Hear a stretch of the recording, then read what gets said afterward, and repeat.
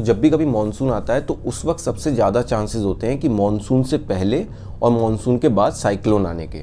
तो ये सब पॉल्यूशन का सबसे बड़ा कारण है। इसलिए जो इंडिया का जो वेस्टर्न स्टेट है, जिसमें हमारे मुंबई जैसे शहर, बेंगलोर जैसे शहर हैं, वो ज़्यादा डेवलप्ड है एज़ कम्पेयर टू जो हमारा ईस्टर्न कोस्ट है, जिसमें विशाखापट्टनम, उड़ीसा, ये वाले हमारे स्टेट्स हैं। और यहाँ तक कि ये बात तो नासा ने भी बोली है कि अर्थ पर जो ट्रॉपिकल रीजन है उसका वेदर सबसे ज़्यादा पावरफुल होता है। यानी कि एक तो वो अनएक्सपेक्टेड होता है, उसको आप कभी सोच ही नहीं सकते। आप अगर डिसाइड करोगे, जैसे इंडिया की मीडिया करती है, कल बारिश होगी, कल पक्का धूप निकलेगी, वो वाला सीन है। मतलब ट्रॉपिकल रीजन का जो क्लाइमेट है वो जज करना इतना आसान बात नहीं है, क्योंकि अगर इतना आसान बात होती तो हम केदारनाथ में जो ट्रेजिडी हुई थी उसको हम रोक सकते थे, वो हम नहीं रोक पाए। देखो, ज्योग्राफी जो सब्जेक्ट है उसका लगभग 1/3 पार्ट जो है वो क्लाइमेट के ऊपर बेस है, यानी कि उसके अंदर क्लाइमेट के बारे में होता है, उस जगह के। और एक चीज़ है जो हम लोग पढ़ते हैं, वेदर। तो एक चीज़ तो हुई क्लाइमेट और एक हुई वेदर। लेकिन वैसे इन जनरल देखा जाए तो ये दोनों ही चीज़ें हम लोग सेम बोलते हैं कि वेदर भी एक ही चीज़ होती है, क्लाइमेट भी एक ही चीज़ होती है। लेकिन जो हमारा वेदर होता है वो डे टू डे या फिर मंथ टू मंथ बदलता रहता है। जैसे कि अभी सुबह हुई है तो धूप निकल रही है, लेकिन शाम होगी तो हो सकता है बारिश हो जाए। उसी तरीके से अभी 6 महीने गर्मी रहेगी, उसके 6 महीने बाद सर्दियाँ वापस से आ जाएंगी। लेकिन वहीं दूसरी तरफ क्लाइमेट जो होता है वो ऑन एन एवरेज, अगर एक जगह का लगभग 30 साल तक एक जैसा ही वेदर रहे तो उसे हम क्लाइमेट कहते हैं। अगर एग्जाम्पल के तौर पर बात करें तो इंडिया की फाइनेंशियल कैपिटल यानी कि मुंबई, जो कि कोस्टल रीजन पे है, उसका टेम्परेचर हमेशा 25 से 30 डिग्री रहता है। वो भी एक मॉडरेट टेम्परेचर है और वो काफ़ी लंबे समय से है। उसी तरीके से जैसे अंटार्कटिका हमेशा माइनस में टेम्परेचर रहता है और वो भी काफ़ी लंबे समय से है। आर्कटिक ओशियन या फिर जितने भी हमारे हिमालयाज़ हैं, ये इन सब का टेम्परेचर मतलब लगभग 30 साल से भी ज़्यादा हो चुके हैं, जो कि ये हज़ारों साल पहले बने थे। यहाँ पर मैं समझाना ये चाहता हूँ कि जो क्लाइमेट होता है वो लगभग 30 साल तक अगर एक जगह का एक जैसा ही मौसम रहे तो उसे हम क्लाइमेट कहते हैं। और 2019 का Oxford word of the year था क्लाइमेट इमरजेंसी। तो इससे आप ये अंदाज़ा लगा सकते हैं कि आखिरकार क्लाइमेट चेंज और क्लाइमेट इमरजेंसी कितना बड़ा हॉट टॉपिक है पूरी दुनिया के लिए कि वो Oxford word of the year है। क्योंकि इसके ऊपर इतनी सारी ऑर्गेनाइजेशंस काम कर रही हैं, चाहे फिर वो UNFCCC हो या फिर interpanel government climate change organisation IPCC report हो या फिर यूनाइटेड नेशन एनवायरनमेंट प्रोग्राम हो। तो ये सब इसी के चक्कर में लगे हुए हैं कि आखिरकार क्लाइमेट चेंज से होगा क्या।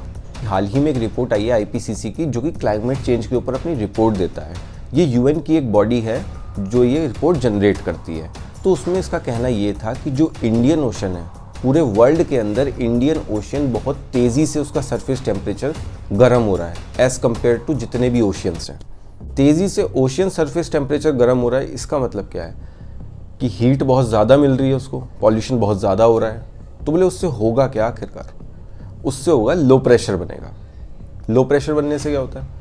लो प्रेशर बनने से विंड फॉर्म होती है और वो उससे आता है साइक्लोन। जहाँ भी लो प्रेशर बनेगा पानी के अंदर, वहाँ सबसे ज़्यादा चांसेस होते हैं साइक्लोन आने के। और वो डिपेंड करता है कि लो प्रेशर कितना बड़े लेवल पे बना है। जितना ज़्यादा बड़े लेवल पे लो प्रेशर बनेगा उतना ही बड़ा साइक्लोन आएगा, क्योंकि जितनी ज़्यादा हीट उतना ज़्यादा ही मॉइस्चर, और उसकी वजह से उतना ही बड़ा सीवियर साइक्लोन। जैसे कि एग्जाम्पल के तौर पे लास्ट ईयर इंडिया के अंदर मुंबई और गुजरात के कोस्ट को टच करने वाला साइक्लोन, जिसका नाम था ताउते, इसकी स्पीड लगभग 200 किलोमीटर पर आवर की थी और इसका लो प्रेशर जोन बना था लक्षद्वीप के अंदर। तो आप ये सोचिए कि लक्षद्वीप के अंदर बना हुआ लो प्रेशर जोन का जो साइक्लोन है उसने हिट किया गुजरात, मुंबई और साउथ पाकिस्तान को। तो रिसेंटली एक रिपोर्ट आई है जो कि 1982 से 2019 तक जो भी हमारा क्लाइमेट में चेंज हुआ है या फिर जब मॉनसून आता है तो उससे पहले साइक्लोन जब आते हैं तो उनका सिग्निफिकेंट इंक्रीमेंट कितना हुआ है।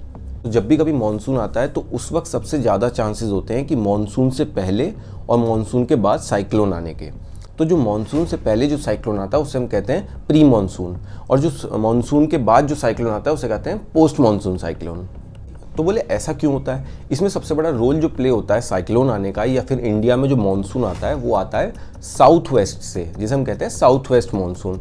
तो साउथ वेस्ट विंड्स हमारे यहाँ आती हैं, उसकी वजह से जब विंड में कोई भी चेंज होगा तो उस वजह से देखो कुछ या तो बारिश होगी, वेदर में कुछ ना कुछ बदलाव होता ही होता है। तो इसी वजह से साइक्लोन हमेशा मॉनसून से पहले और मॉनसून के बाद आने के चांसेस सबसे ज़्यादा होते हैं। तो आप ये सोच के देखिए कि 1982 से लेकर 2019 तक लगभग 38 साल से ज़्यादा हो चुके हैं और इसमें साइक्लोन का इंक्रीमेंट 52% हुआ है। और यहाँ तक कि ये बात तो नासा ने भी बोली है कि अर्थ पर जो ट्रॉपिकल रीजन है उसका वेदर सबसे ज़्यादा पावरफुल होता है, यानी कि एक तो वो अनएक्सपेक्टेड होता है, उसको आप कभी सोच ही नहीं सकते। आप अगर डिसाइड करोगे जैसे इंडिया की मीडिया करती है कल बारिश होगी, कल पक्का धूप निकलेगी, वो वाला सीन हो। मतलब ट्रॉपिकल रीजन का जो क्लाइमेट है वो जज करना इतना आसान बात नहीं है, क्योंकि अगर इतना आसान बात होती तो हम केदारनाथ में जो ट्रेजिडी हुई थी उसको हम रोक सकते थे, वो हम नहीं रोक पाए। और जितना भी इंडिया का 7516 किलोमीटर का जो पानी से लगने वाला बॉर्डर है, जिसे हम पेनिनसुलर रीजन कहते हैं, बहुत सारी सिचुएशंस ऐसी बन जाती है जहां हमको क्लाइमेट के बारे में उतनी इन्फॉर्मेशन पहले से नहीं मिलती है। तो इसलिए नासा ने ये बोला कि जो ट्रॉपिकल रीजन का जो टेम्परेचर है, जो क्लाइमेट है, वो बिल्कुल ही अनएक्सपेक्टेड है।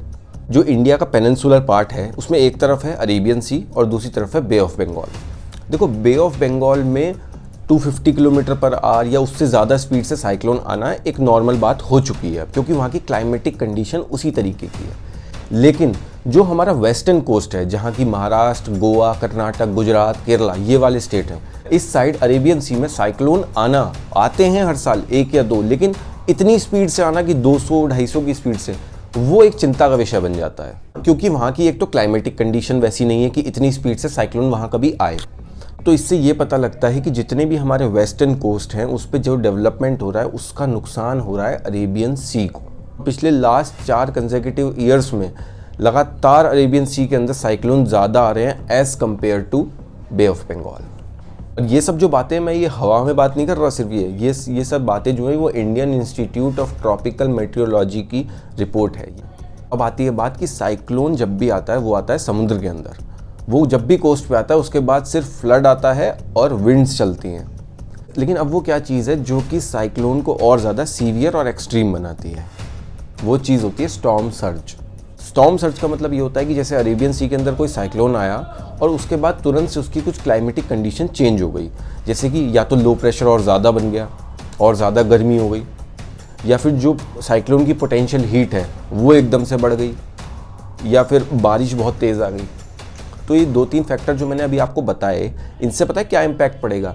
जो एक नॉर्मल टाइड होती है, जो एक नॉर्मल वेव होती है, वो एक वाटर वॉल बन जाती है जिसकी हाइट एक नॉर्मल टाइड से कहीं ज़्यादा होती है। लेकिन हाँ, वो सुनामी नहीं होती। सुनामी एक अलग चीज़ है। सुनामी हमेशा तब आती है जब अर्थ की क्रस्ट या कोर में जो प्लेट्स हैं उनमें कुछ डिस्टर्बेंस होती है। जैसे कि एग्जाम्पल के तौर पर जब भी अर्थक्वेक आता है, उसके बाद जो कोस्टल रीजन होगा वहाँ पर सुनामी आना तय है, जैसे कि जापान के अंदर हुआ था।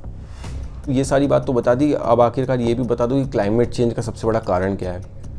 तो एक एग्जांपल के थ्रू बताता हूँ कि जो हमारा पेनिनसुलर रीजन है उसमें जो हमारे वेस्टर्न स्टेट्स हैं, सबसे पहले आता है गुजरात, जिसका सबसे ज़्यादा बॉर्डर लगता है। गुजरात में सीमेंट फैक्ट्री है, केमिकल फैक्ट्री है, तो इतना पॉल्यूशन होता है, इतनी सारी हार्मफुल गैसेज निकलती हैं। महाराष्ट्र, वो भी हमारा पूरा पोर्ट और इंडस्ट्रियल एरिया भरा हुआ है, पेपर बैग फैक्ट्री, इन सब से। उसके बाद गोवा आता है। गोवा तो खैर बेचारा छोटा सा स्टेट है, वो तो इतना कुछ नहीं, वो तो खुद अपना एक बाय प्रोडक्ट बनाता है काजू का। अगला स्टेट आता है हमारा कर्नाटक। कर्नाटक तो ऑटोमोबाइल और आईटी इंडस्ट्री के लिए फेमस है, जो कि इंडिया की इलेक्ट्रॉनिक सिटी बेंगलोर। उसके बाद फिर अगला आता है हमारा केरला।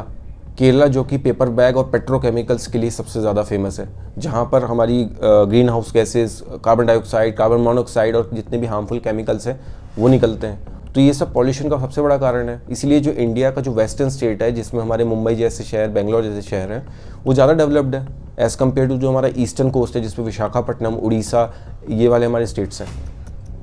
तो इसीलिए इसी का एडवर्स इफेक्ट दिख रहा है कि ज़्यादा डेवलपमेंट होने के कारण जो हमारा अरेबियन सी है वो ज़्यादा गर्म हो रहा है।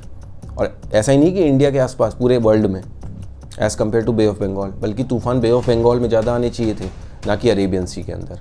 लेकिन आने वाले टाइम में सिचुएशन चेंज हो गई है। तो अभी तक के लिए वीडियो में इतना ही। उम्मीद करता हूँ वीडियो आपको पसंद आई होगी। साइक्लोन के बारे में ये काफ़ी इंटरेस्टिंग एक रिपोर्ट, फैक्ट्स और कुछ डिटेल बातें थी। और इससे पहले मैं काफ़ी साइक्लोन के ऊपर वीडियो बना चुका हूँ, 2-3, तो वो अलग अलग टॉपिक पे थी कि कब कौन से साइक्लोन आए। तो अगर वीडियो पसंद आई तो वीडियो को लाइक, शेयर, सब्सक्राइब जरूर करें। मिलते हैं नेक्स्ट वीडियो में एक और टॉपिक के साथ। तब तक के लिए अपना ध्यान रखें।